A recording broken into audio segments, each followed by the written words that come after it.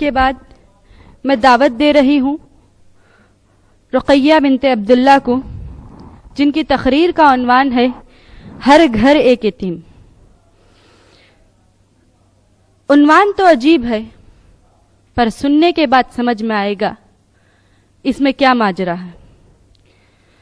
حاضرین، یہ ہماری طالبہ جو اسف الخامس کی ہے، اپنے دستے خاص سے اس تقریر کو تحریر کر کے اب آپ کے آگے آ کے اپنے ہی انداز میں تقریر کی شکل میں پیش کریں گی۔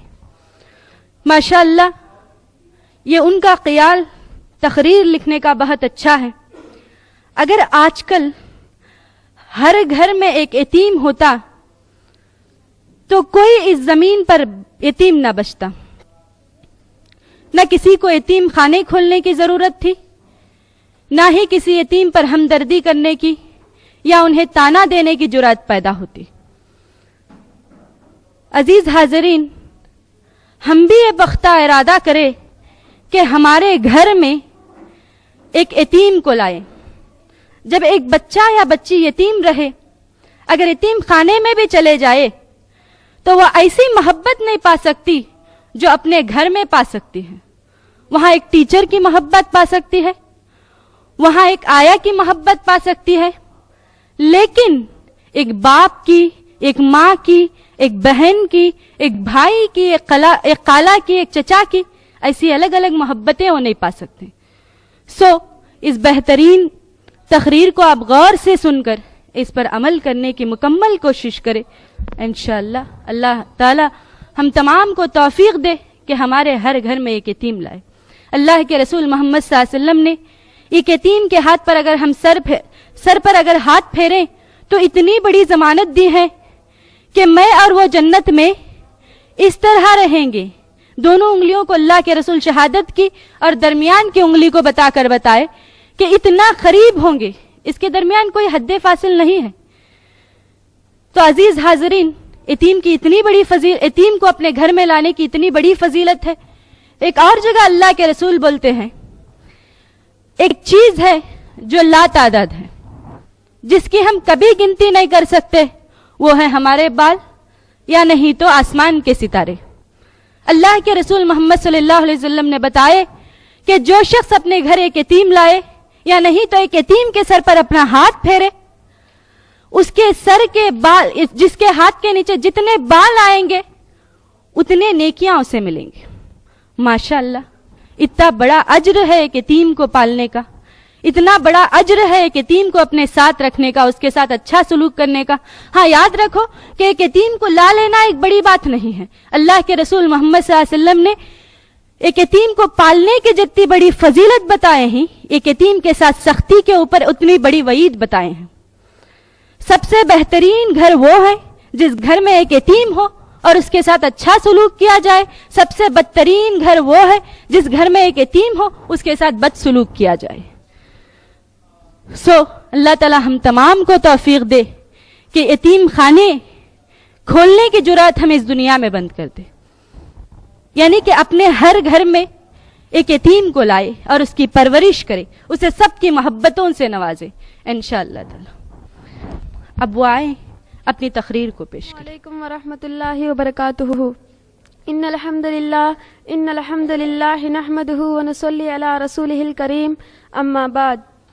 اعوذ باللہ السمیع العلیم من الشیطان الرجیم، بسم اللہ الرحمن الرحیم۔ یسألونک ماذا ينفقون قل ما انفقتم من خیر فللوالدین والاقربین والیتامى والمساکین وابن السبیل وما تفعلوا من خیر فإن اللہ به علیم۔ اس اجلاس میں میرا منتخب کردہ موضوع ہے ہر گھر ایک یتیم۔ جو شخص اسلام کی بنیادی تعلیمات سے واقفیت رکھتا ہے، وہ اس بات کو اچھی طرح جاننا ہوگا کہ انسان کے اوپر سب سے پہلا حق یہ ہے کہ وہ اللہ تعالیٰ کا عبادت گزار بندہ بنے اور اس کے ساتھ ساتھ کسی کو شریک نہ کرے۔ دوسرا حق بندوں کے ساتھ حسن سلوک ہے۔ اس حسن سلوک کا آغاز اپنے ماں باپ سے ہوتا ہے، پھر رشتہ دار پڑوسیوں سے گزر کر ان تمام انسانوں تک پہنچ جاتا ہے جن سے عملی زندگی میں سابقہ پیش آئے۔ ایک انسان اور دوسرے انسان کے درمیان جب بھی کوئی معاملہ آ پڑے تو وہاں اپنے بھائی کے ساتھ ایک ہی برتاؤ درست ہے، اور وہ وہی ہے جو انصاف اور خیر خواہی کے مطابق ہو۔ اللہ تعالیٰ کا ارشاد ہے یسألونک ماذا ينفقون قل ما انفقتم من خیر فللوالدین والاقربین والیتامی والمساکین وابن السبیل وما تفعل من خیر فإن اللہ بہ علیم۔ وہ آپ سے پوچھتے ہیں کہ وہ کیا خرچ کرے۔ اے محمد صلی اللہ علیہ وسلم، آپ کہہ دیجئے جو کچھ تم مال خرچ کرتے ہو وہ اپنے ماں باپ کے لیے ہے، پھر رشتہ داروں کے لیے، یتیموں اور مسکینوں اور مسافروں کے لیے ہے، اور جو کچھ تم بھلائی کرو گے اللہ تعالیٰ کو اس کا علم ہے۔ اگر آج ہر گھر میں ایک یتیم رہا تو اس روئی زمین پر کسی یتیم کی حق تلفی نہیں ہوگی، اور ہر کوئی رسول صلی اللہ علیہ وسلم کے قول کے مطابق اجر کا مستحق ہوگا۔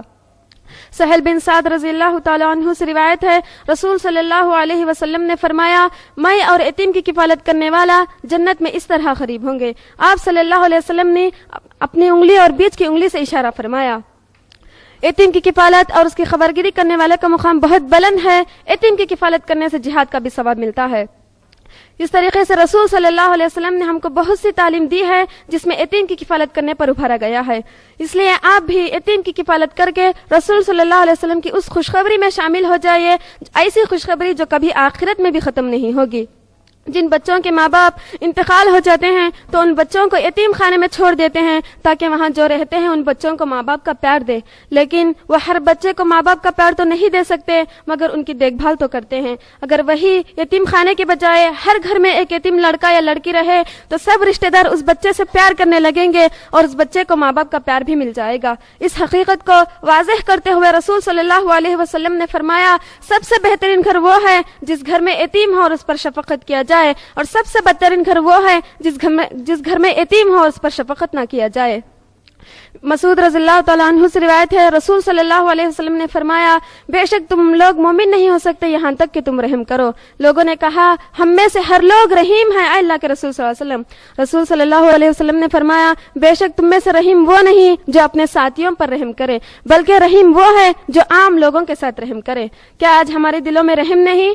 اگر آج ہمارے دلوں میں رحم رہتا تو آج ان یتیم بچوں کے مال کی حق تلفی ہرگز بھی نہیں ہوتی تھی۔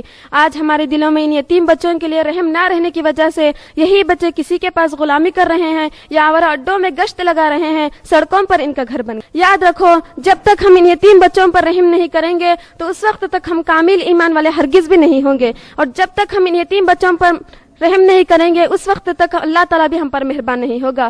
رسول صلی اللہ علیہ وسلم نے فرمایا، اللہ تعالیٰ اس شخص پر رحم نہیں کرتا جو لوگوں پر رحم نہیں کرتا ہے۔ یتیموں کی ہر طرح سے نگرانی کرنا یہ قرآن اور سنت میں موجود ہے، اور ان کی نگرانی سے دور رہنا یہ قرآن اور سنت کے خلاف ہے۔ جو شخص قرآن اور سنت کا انکار کیا گویا وہ راہ مستقیم سے دور ہو گیا۔ اور یتیموں کی نگرانی میں یہ بھی داخل ہے، اگر وہ مالدار والا یا جائیداد والا ہو تو اس پر ظلم نہیں کرنا چاہیے۔ اگر کوئی شخص اس کے مال کو ظلم سے لے لیتا ہے تو اللہ تعالیٰ اس کے بارے میں ارشاد فرما رہا ہے، ان الذين ياكلون اموال اليتامى ظلما انما ياكلون في بطونهم نارا وسيصلون سعيرا۔ جو لوگ ظلم سے یتیموں کا مال کھا جاتے ہیں تو وہ اپنے پیٹ میں آگ بھر رہے ہیں اور وہ عنقریب دوزخ میں جائیں گے۔ ہم مسلمانوں کو چاہیے ہم ان یتیم بچوں کی پرورش اس طرح کریں جب ہم مرنے کے بعد اپنے بچوں کے ساتھ جس طرح پرورش چاہتے ہیں۔ بہرحال ہم آج ہی سے غفلت سے بیدار ہو جائیے اور ہر طریقے سے رسول صلی اللہ علیہ وسلم کے مطیع و فرمان بردار بن جائیے، اور اپنے گھر میں ایک یتیم کو بھی جگہ دے۔ اپنے پاس ایک یتیم کو رکھنا یہ بھی آپ صلی اللہ علیہ وسلم کی بات مانی کی طرح ہے۔ جو شخص آپ صلی اللہ علیہ وسلم کی بات مانی وہ اللہ کی بات مانی ہے، جیسا کہ رسول صلی اللہ علیہ وسلم نے فرمایا، من اطاعنی فقد اطاع اللہ۔ میں آخر میں اللہ سے دعا کرتی ہوں کہ اللہ تعالیٰ ہم تمام کو یتیم کی کفالت کرنے کی توفیق عطا فرمائے۔ اس کے بعد میں نوہرا باجی کا بھی شکریہ ادا کرتی ہوں کہ انہوں نے اپنے مدرسے میں ہم کو اس طرح رکھا ہے کہ ہم کو کوئی چیز کی محسوس بھی نہیں ہوگی۔ یہ بات میں اپنے دل سے کہہ رہی ہوں۔ اللہ تعالیٰ ان کو ایسے کام اور زیادہ کرنے کی توفیق عطا فرمائے۔ اللہ تعالیٰ ان کو دنیا و آخرت میں کامیاب والی زندگی عطا فرمائے، اور ان کے ہر کوشش میں اللہ تعالیٰ ان کو کامیاب بھی دے اور ان کو دنیا و آخرت میں کامیاب والی عزت والی زندگی دے۔ اللہ تعالیٰ ان کو جنت الفردوس میں جگہ دے۔ آمین ثم آمین، وآخر دعوانا ان الحمد للہ رب العالمین۔ السلام علیکم ورحمۃ اللہ وبرکاتہ۔